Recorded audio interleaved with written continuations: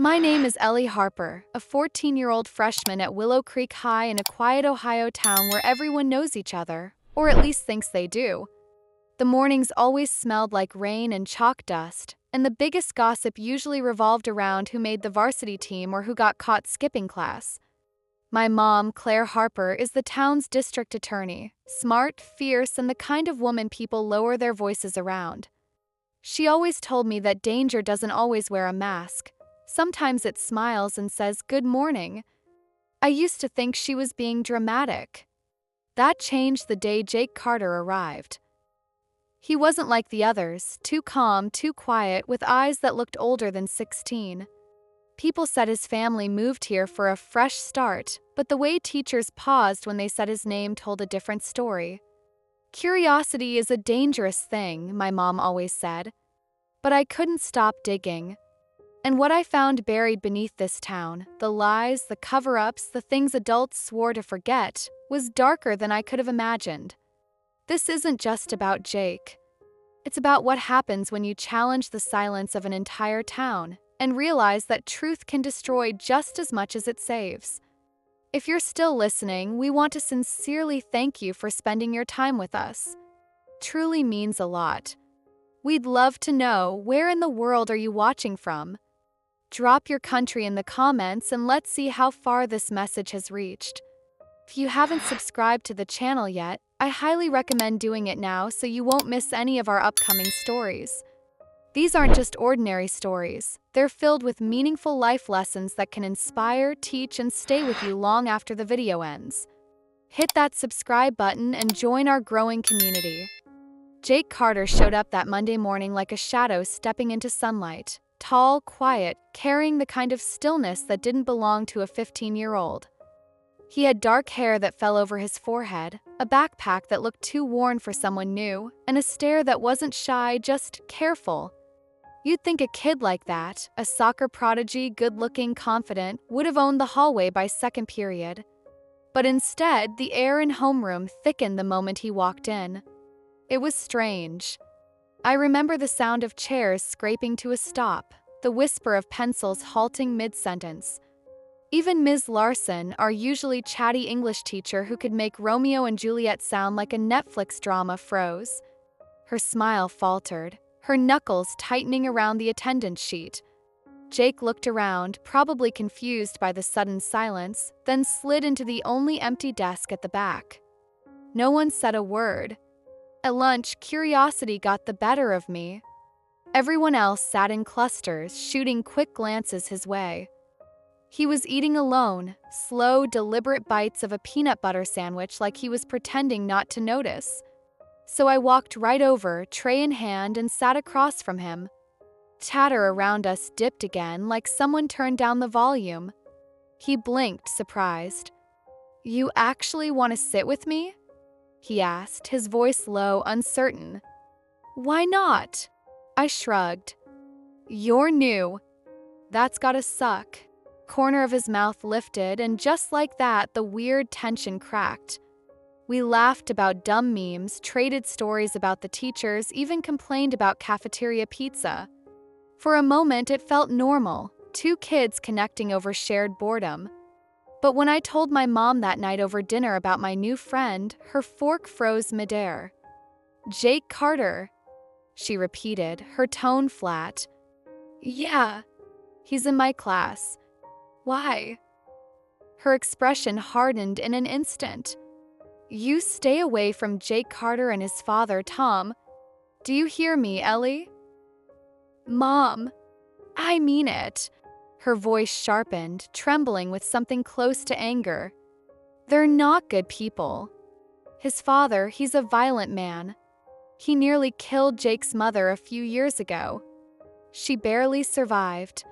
The words hit me like a punch. My mom had prosecuted criminals. I'd heard her voice in court, calm and controlled, but this wasn't that voice. This was personal. That night, I lay awake, staring at the ceiling, thinking about Jake's quiet eyes and the way he smiled when he finally laughed. He didn't look like the son of a monster. But then again, what did that even look like? The next morning, Mom insisted on driving me to school. She said she had a meeting nearby, but I could tell she was watching me more than the road. When we got there, she walked straight into Ms. Larson's classroom before the bell even rang. They whispered in low tones by the window. Ms. Larson's face grew grim. I couldn't hear what was said, but when class started, my seat had been moved, far from Jake, to the opposite corner of the room. Jake noticed immediately. His brows knit together in quiet confusion, his pencil frozen above his notebook. I wanted to explain, but Ms. Larson's warning look stopped me cold. He didn't say anything, just glanced away, blinking hard. His shoulders slumped a little, and I saw something flicker behind his eyes. Hurt, maybe disappointment. At recess, I saw him standing by the chain-link fence behind the soccer field, scuffing the dirt with his shoe. Kids passed by in tight clusters, whispering just loud enough for him to hear. "That's him," one of them said. "His dad almost went to prison." Jake didn't look up. He just stared at the horizon like he'd already heard it all before. After school, I saw the old Ford truck pull up. Rusted doors, cracked windshield, the kind of vehicle you could tell had lived a hard life. A man sat behind the wheel, mid-40s, unshaven, eyes downcast. Tom Carter. Parents started whispering. One mom yanked her son back by the arm. "Don't look at him, honey," she hissed, her voice sharp. Another man muttered, "They should have left this town for good." But Tom didn't react. He didn't glare, didn't curse. He just sat there, hands gripping the steering wheel, waiting. Jake walked to the truck, shoulders tight, eyes on the ground. Something in my chest twisted. My mom's words replayed, "They're monsters." But as I watched Jake climb into that old truck, and his dad quietly pull away under all those judging eyes, it didn't look like monsters to me. It looked like two people trying to disappear. And for the first time I realized this town didn't just have secrets. It had ghosts. And Jake Carter was one of them. The more I watched Jake, the less sense my mother's warning made. He wasn't cruel or unpredictable like people whispered. He was patient, polite, the kind of kid who noticed when someone dropped their pencil or sat alone. At lunch, he'd quietly slide his chips toward a classmate who forgot their lunch. After school, I'd seen him helping sixth graders with their math homework while waiting for his dad. And his dad, Tom Carter, well, he didn't fit the picture either. Every morning, he'd pull up in that old Ford, engine sputtering, wearing the same faded work jacket. He didn't say much, just gave Jake a nod or a small wave. I noticed one afternoon when the cafeteria ladies handed Jake a brown paper bag and whispered, "Your dad dropped this off." Inside were extra granola bars and apples, for the others, Jake said with a small smile. Monsters didn't pack snacks for hungry kids. Then came the day that changed everything. It was late afternoon, the sky bruised with pink clouds, and I was walking home from the library with my backpack heavy and my heart light. My grandma had sent me a birthday card with a crisp $100 bill inside. A big deal for me. I stopped by the corner store for a soda, and that's when I saw them, 3 juniors from our school, leaning against the alley wall. "Hey, Harper," one sneered, stepping forward. "What's in the bag?" I clutched my backpack tighter, trying to keep walking, but another blocked my way. "Look at the rich girl," he said mockingly. Before I could react, someone shoved me hard. My knees hit the gravel, pain slicing up my leg. They tore through my bag, found the money, and one of them kicked me in the side. The air whooshed out of my lungs. "Stop, please," I gasped, curling up, bracing for another blow. But suddenly, everything went still. The boys froze, their faces draining of color. I turned my head and saw him, Tom Carter, standing at the mouth of the alley. He didn't shout or move fast. He just looked at them, steady and unflinching, like a man who'd seen worse and didn't need to prove anything. "Get out of here," he said quietly. The boys bolted. Just like that. Crouched down beside me, his voice calm. "You okay, kid?" I nodded, wincing as I sat up. My elbow was bleeding. He offered his hand, helping me stand.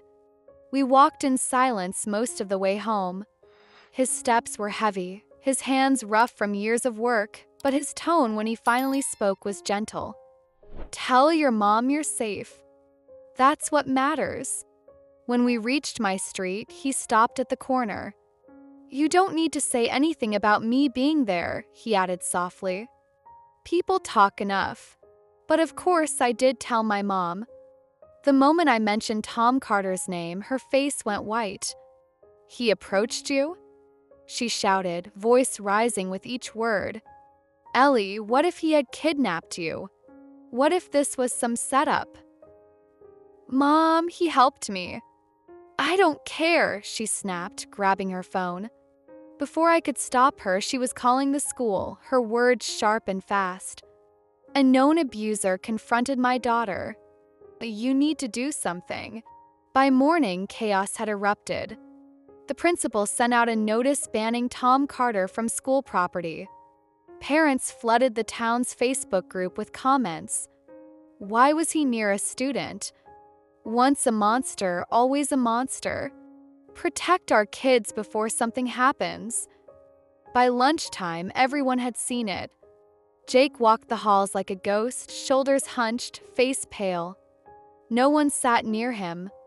Even teachers avoided eye contact. When I slipped him a folded note that said, "Thank your dad for helping me," he barely glanced at it before pushing it back. "Please, Ellie," he whispered, his voice shaking. "You're making it worse." And the look in his eyes, half fear, half quiet resignation, told me he wasn't just talking about school.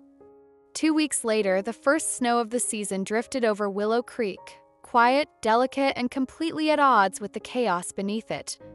The school library was nearly empty that afternoon, just the hum of the heater and the faint scratch of pencils. I was returning a book when I heard something, muffled sobs, coming from the far corner behind the history shelves. It was Jake. He sat on the floor, his knees drawn to his chest, face buried in his hands. When he looked up, his eyes were red and swollen. "They spray-painted monster on Dad's car," he said, voice cracking. "We woke up and it was all over the doors, the windows, everything." He wiped his face roughly with his sleeve. "Dad lost his job at the hardware store yesterday. Nobody wants to hire the wife beater. We've been sleeping in the car behind the diner." The words hit me like a punch. My chest tightened. "Jake, you can't be serious." He nodded, staring at the floor. "This town doesn't care what's true. They just need someone to hate." Silence hung heavy between us. Then something shifted in his expression, a flicker of defiance, of pain too deep to hide anymore. He looked at me and whispered, "You want to know the truth, Ellie? Fine. The truth is, my mom's the one who did all those things." I froze. "What do you mean?" He hesitated, then rolled up the sleeve of his hoodie. There on his upper arm was a small circular scar, pink, ridged, ugly. "She did this with a cigarette lighter," he said quietly. "Said I was just like my father. She used to throw bottles, break dishes, scream for hours. Sometimes she'd hit me or him, depending on who was closer." My stomach twisted. "When Dad finally took me and left," he continued, his voice trembling, "she went to court and told everyone he was the abuser. Said he broke her ribs. She lied, Ellie. She wanted to destroy him for leaving." He pulled out his phone, his hands shaking, and scrolled through photos. I leaned in, police reports, hospital forms, photos of bruises on Tom's back, a fractured wrist, a medical record marked domestic assault victim, male. I couldn't breathe. Everything I'd been told, my mom's warnings, the town's judgment, it all flipped upside down. "Why didn't you show this to anyone?" I whispered. Jake gave a bitter laugh. "We tried. But no one believes the man. Especially not when the woman cries first." He rubbed his eyes. "She's smart. Manipulative. She knows how to play the victim. Every time Dad tried to fight back legally, she'd find a way to twist it, new bruises, new stories. I took out my phone and snapped pictures of the reports before he could stop me. "We can prove this," I said, adrenaline spiking. "If people see the truth." "Ellie, no," he hissed, grabbing my arm.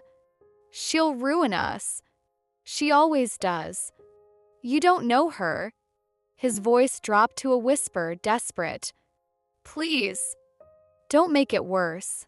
But it was already too late for me to unsee the truth. That night, Mom found me in my room, surrounded by printouts from the library and half a dozen open tabs about domestic abuse cases. The moment she saw Jake's name on the screen, her face went red with fury. "You've been defending him," she shouted. "After everything that family's done?" "They didn't do anything, Mom. You don't understand." "Enough," she snapped, snatching my laptop and phone. "You are grounded, Ellie Harper. No phone, no computer, no contact with that boy. Do you hear me?" Her voice cracked at the end, but there was no softness in her eyes. Only fear and something else. Maybe guilt. The next day at school, whispers followed me like shadows. "That's her, the weirdo who hangs with the abuser's kid. She's defending them online. Probably crazy like him." Even teachers started treating me differently, cautious, almost pitying.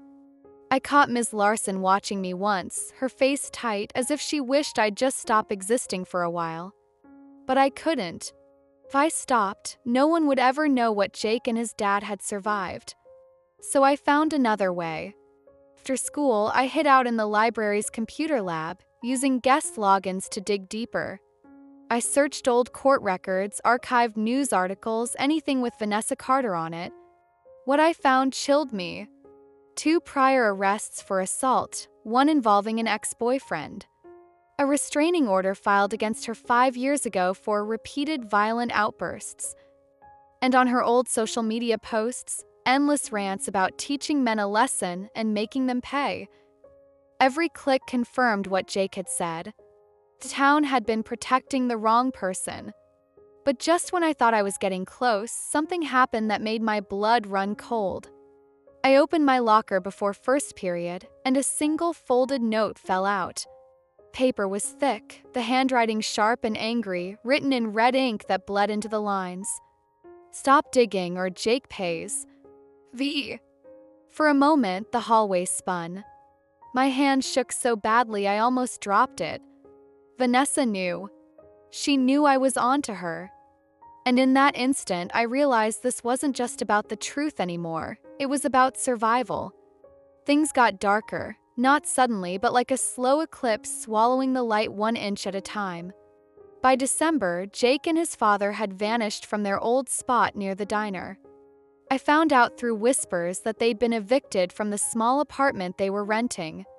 Someone at the gas station off Route 19 said they were living in their car now, a dented Ford parked behind the dumpsters, where the smell of oil and cold fries hung in the air. One night, I slipped out through my bedroom window, my heart thudding so loud I was sure it would wake my mom. The winter air bit at my face as I biked across town, every street lamp stretching long shadows on the pavement. When I reached the gas station, I saw the Ford under the flickering light. Tom was inside, rummaging through a paper bag. He looked thinner, older, his beard untrimmed, his cheeks hollow. He pulled out a loaf of stale bread and a jar of peanut butter, carefully spreading it onto slices like he was feeding a child instead of a teenager. I stepped closer, whispering, "Mr. Carter?" He turned, startled. For a moment, his eyes softened, then hardened again. "Ellie, what are you doing here?" "I wanted to help. I brought." "Don't," he said sharply, glancing around. "You shouldn't be here. People are watching. They'll say things. They already do." I tried to speak, but his voice broke the air like glass. "Don't talk to me, Ellie. It'll ruin you too." Then he turned away, his shoulders heavy, like a man carrying the weight of an entire town's hate. That night, Mom found out. She didn't ask how, she always seemed to know. She marched into my room with her laptop and opened the town's Facebook group. Post after post scrolled by, grainy photos of Tom near the park, captions accusing him of watching kids, of being a predator on the loose. "See," she said, jabbing at the screen. "He's dangerous, Ellie. This is what I've been trying to protect you from." "Those are lies," I snapped, shoving my phone toward her with the screenshots I'd taken, the police reports, the bruises, the restraining orders. "Mom, look at this." She slammed the phone shut. "Abusers always play the victim. I've seen this in court 100 times." Her voice softened, but not kindly. "You need help, sweetheart." The next day, she dragged me to Dr. Ellis, a therapist who specialized in troubled teens influenced by predators. The office smelled like disinfectant and peppermint, and every question felt like a trap. Then Vanessa struck again. I was at the library finishing a history project when my phone buzzed. Unknown number. "Jake looks so tired sleeping in that car. Accidents happen." Attached was a photo, me, sitting at the library computer, taken from behind. My blood ran cold. She was watching me. The next morning, I was called to the principal's office.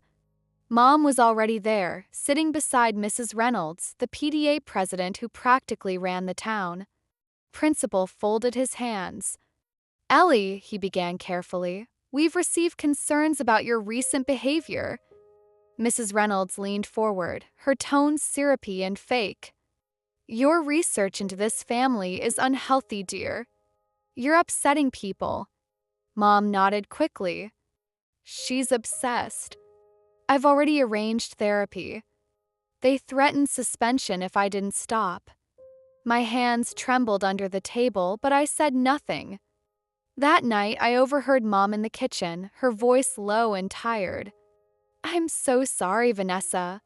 She's just confused. I promise I'll handle it. She won't bother you or Jake again." I froze in the hallway. My mother, the prosecutor who built her life on justice, was apologizing to a liar. I felt trapped, cornered by fear, by adults who refused to see the truth. But somewhere inside me, something sharper than fear began to grow, resolve. 'Cause if no one else would fight for Jake and his father, then I would. Breaking point. The morning it all exploded, the air outside Willow Creek High felt heavier than usual, thick, tense, like something awful was about to happen. I was halfway across the parking lot when I saw flashing lights, police cars surrounding the entrance. Kids whispered, phones out, recording everything. Then I saw her, Vanessa Carter, standing by her car, her hair perfectly curled, one hand clutching her cheek where a dark bruise bloomed. She pointed straight at Tom. "He attacked me," she cried, her voice trembling just enough to sound believable. "I was only trying to talk about Jake." Tom looked stunned, frozen in disbelief. "That's not true. I didn't touch her," he shouted, but the officers were already moving. They twisted his arms behind his back, cuffing him as Jake screamed, "Dad!" "No." Vanessa's expression shifted, so fast I almost thought I imagined it. Corners of her mouth lifted into a small, triumphant smirk before she yanked Jake toward her car. "You're mine now," she hissed. "Wait. She's lying," I yelled, pushing through the crowd.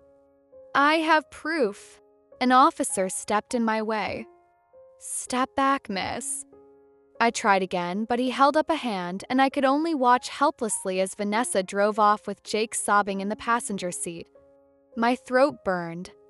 The world felt upside down. Good was evil, truth was lies, and nobody seemed to care. That night, I couldn't sleep. The image of Jake's terrified face replayed in my mind until I couldn't take it anymore. I threw on my hoodie, slipped out the back door, and biked through the quiet streets until I reached Vanessa's house. Her porch light was off, but through the window, faint movement flickered, a shadow pacing, a smaller one cowering. Then I heard it, Jake's voice. "Please, Mom, stop." I froze. The sound of glass shattering followed. My fingers shook as I dialed 911. "There's a disturbance. Please, someone's in danger at 214 Maple Drive." When the police finally arrived, I hid behind a tree and watched as Vanessa opened the door, calm and composed in her silk robe. "Oh, officers, what's the problem?" she purred. "Jake and I were just watching a loud movie." I wanted to scream. Then she saw me. Her eyes locked on mine through the darkness. She stepped onto the porch, a wicked smile curling on her lips. "Jake has something to say, Ellie." Jake appeared beside her, pale, a new bruise on his cheek. His voice was flat, robotic. "Stop helping. You're making it worse." Vanessa's hand rested on his shoulder, tight, possessive, like a warning. Then she shut the door. I stood there in the cold, tears blurring my vision, realizing something awful. No one was coming to save him. Going public. The next morning, I made a decision that terrified me. I couldn't trust the police. I couldn't trust my mom. I couldn't even trust the town that once felt like home. But I could trust the truth. Using a cheap burner phone I'd hidden under my mattress, I hit record. My hands trembled as I spoke. "My name is Ellie Harper and Vanessa Carter is lying. She's the abuser, not Tom. Jake is in danger." I posted it on YouTube and shared it anonymously in the town's Facebook group. I expected silence. Instead, chaos erupted. By morning, the video had over 3,000 views. Some people mocked me, teen drama queen, attention seeker, but others started asking questions. What if she's right? Why were the reports sealed? Mom stormed into my room, waving her phone. "Delete it, Ellie. Right now." "No. People need to know. You're defending a criminal," she shouted. "You're embarrassing this family."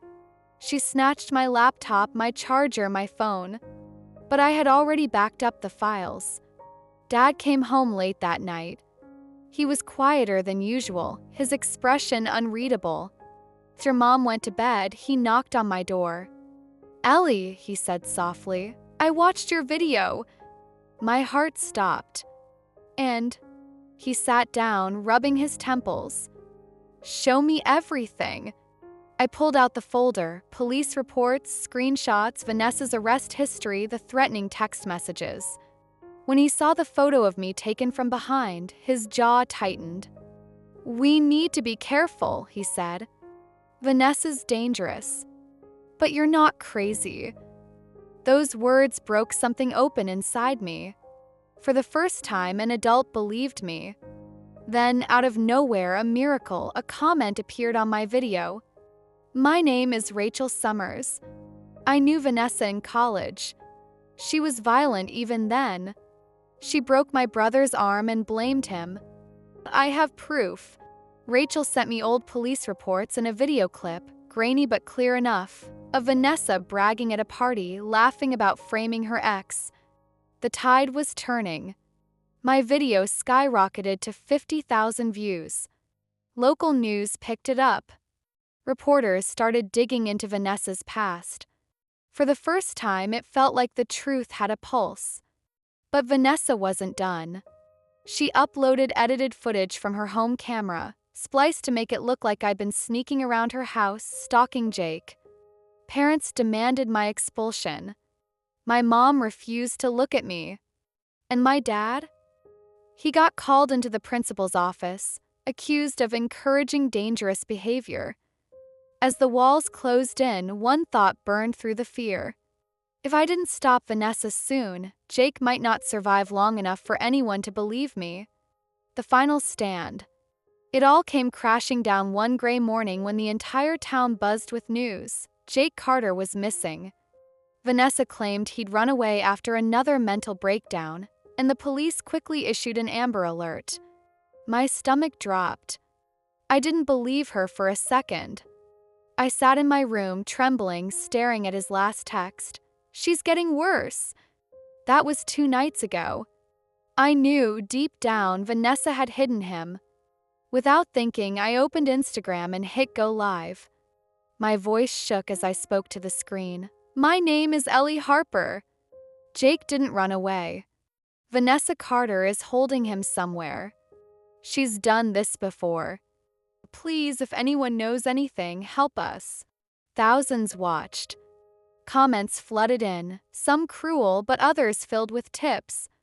Then came one that changed everything. She owns a cabin near Miller's Creek. Hardly anyone goes there. I sent it to the police and waited, pacing the floor, heart hammering. Hours later, the call came. They found Jake, locked inside a cabin, weak, bruised, but alive.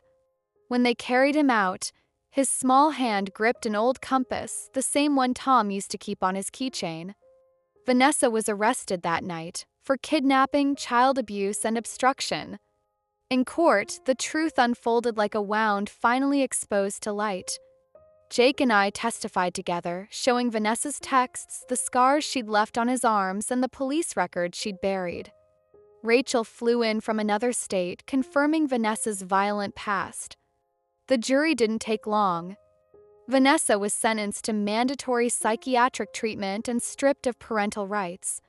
Tom walked out of that courtroom a free man. When the verdict was announced, the town fell silent. People finally realized how deeply they'd been fooled. Mrs. Reynolds, the PDA president who once called me delusional, came to our porch with a pie and watery eyes. "I'm sorry, Ellie," she whispered. Mom cried too. She admitted she'd believed the wrong person, and for the first time, she didn't argue when I said I wanted therapy, for both of us. We started family sessions to rebuild what Vanessa's lies had shattered. Before moving to Colorado for a fresh start, Jake hugged me tightly and placed the compass necklace around my neck. "So you always find the truth," he said, his voice soft but steady. As their truck disappeared down the road, I clutched it, tears blurring my vision. I had lost my best friend, but I'd saved his life. 5 lessons I learned. When truth demands courage.